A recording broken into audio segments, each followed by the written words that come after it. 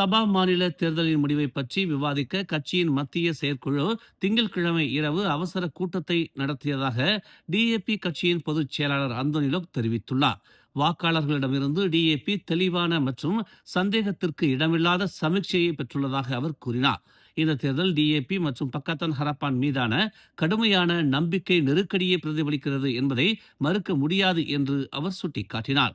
பிரச்சாரத்தில் ஈடுபட்ட தலைவர்கள் மற்றும் உறுப்பினர்கள் பிரச்சார காலம் முழுவதும் மக்களிடையே பரவலான அதிருப்தியை பற்றி நன்கு அறிந்திருந்ததாகவும் அவர் கூறினார். உள் விவாதங்கள் மற்றும் மதிப்பீடுகளை தொடர்ந்து பெறப்பட்ட அனைத்து கருத்துக்களையும் சேகரித்து அடுத்த 6 மாதங்களுக்கு சீர்திருத்த நிகழ்ச்சி நிரலை விரைவுபடுத்த பிரதமருடன் இணைந்து பணியாற்றுவோம் என்று அவர் இன்று ஒரு ஊடக அறிக்கையில் தெரிவித்தார். கூட்டத்தில் டிஏபி சபா அரசாங்கத்தில் எந்த பதவிகளையும் ஏற்க மாட்டோம் என்ற தனது முடிவை சிஇசியிடம் வழங்கியதாகவும் அவர் கூறினார். டிஏபி கட்சியின் சபா தலைவர்கள் சபா மக்களுக்கு தொடர்ந்து தீவிரமாக சேவை செய்வார்கள் என்றும் பொதுமக்களின் நம்பிக்கையை மீண்டும் பெற பாடுபடுவார்கள் என்றும் அவர் கூறினார். கிக் தொழிலாளர்களுக்கான கட்டாய 10 விழுக்காடு சமூக பாதுகாப்பு பங்களிப்பை செலுத்த தவறும் அல்லது செலுத்த மறுக்கும் நிறுவனங்கள் கடுமையான தண்டனைகளை எதிர்கொள்ள நேரிடும் என்று எச்சரிக்கப்பட்டுள்ளது. இதில் 50,000 ரிங்கிட் வரை அபராதம் அல்லது அதிகபட்சமாக 2 ஆண்டுகள் சிறை தண்டனையும் அடங்கும் என்று தெரிவிக்கப்பட்டுள்ளது. அனைத்து கிக் தொழிலாளர்களின் பாதுகாப்பையும் உறுதி செய்வதற்காக சுய தொழில் சமூக பாதுகாப்பு சட்டம் 2017 பிரிவு 108 கீழ் இந்த தண்டனைகள் விதிக்கப்பட்டுள்ளதாக மனிதவள அமைச்சின் துணை அமைச்சர் டதஸ்ரீ அப்துல் ரஹ்மான் முகமது தெரிவித்தார்.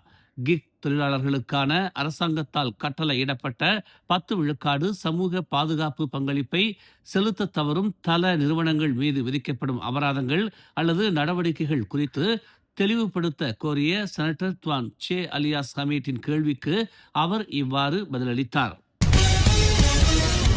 பிரதமர் டதஸ்ரீ அன்வார் இப்ராஹிம் தனது அமைச்சரவையில் பெரிய அளவிலான மாற்றங்கள் எதுவும் திட்டமிடப்படவில்லை என்றும் மாறாக அமைச்சர் பதவிகளில் காலியாக உள்ளவற்றை நிரப்ப வேண்டும் என்றும் சூசகமாக தெரிவித்துள்ளார். அமைச்சரவை இன்னும் 2 ஆண்டுகள் மட்டுமே இருக்கும் என்பதால் பெரிய மறுசீரமைப்பு மேற்கொள்ளப்பட வேண்டிய அவசியம் இல்லை என்று தாம் நினைப்பதாக அன்வார் கூறினார்.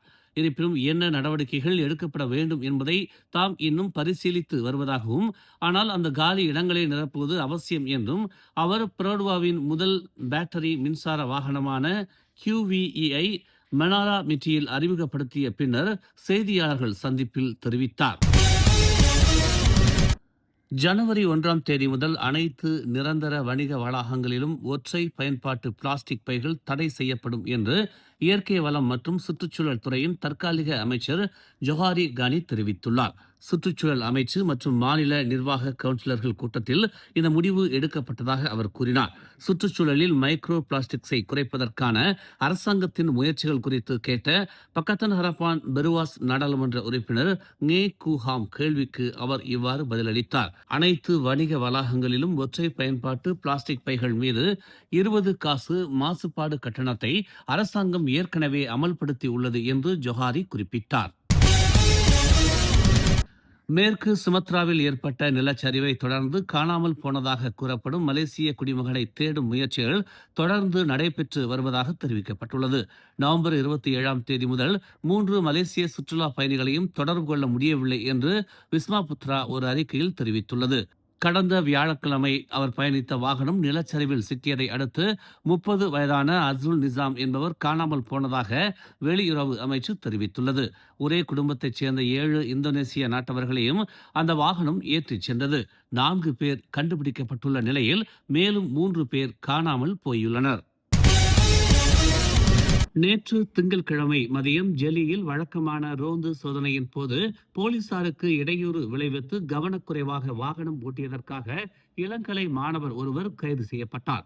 பிற்பகல் 3:30 மணியளவில் கம்போங் சுங்கை ருவாலில் சாலையோரத்தில் சந்தேகத்திற்கிடமான புரோடுவா மைவியை அதிகாரிகள் கண்டபோது இச்சம்பவம் நிகழ்ந்ததாக ஜெலி மாவட்ட காவல்துறை தலைவர் கமாருல் ஜமான் ஹருன் தெரிவித்தார்.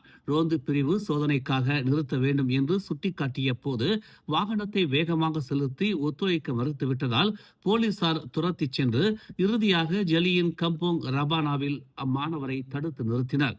காரை ஆய்வு செய்ததில் வாகனத்திற்குள் ஒரு 11 வயது பெண் மாணவியும் இருப்பது தெரிய வந்தது. இதனை அடுத்து தொடர் விசாரணை நடைபெற்று வருவதாக தெரிவிக்கப்பட்டுள்ளது. மேலும் செய்திகளை தெரிந்து கொள்ள தமிழ் மலர் இணையதளம், தமிழ் மலர் செயலி மற்றும் மலர் டிவி யூடியூப் சேனலை வலம் வாருங்கள். எங்களோடு இணைந்திருக்க மலர் டிவியை பதிவு செய்து கொள்ளுங்கள். உறவுகள் மகிழ்ந்திட விருப்பம் மற்றும் பகிர்வு சேவையை சொடுக்கிடுங்கள்.